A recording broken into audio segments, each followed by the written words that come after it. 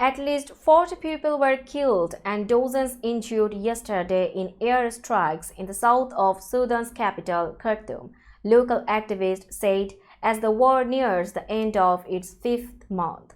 The raid was one of the deadliest single attacks in the war that erupted in April.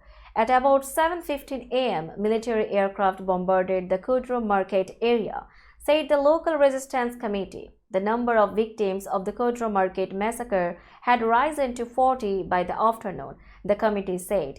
More deaths were expected as casualties continued to pour into the nearby Bashir hospital. The hospital had issued an urgent appeal for all medical professionals in the area to come and help treat the increasing number of injured people arriving. Nearly 7,500 people have been killed in the war that erupted on April 15, according to a conservative estimate from the Armed Conflict Location and Event Data Project.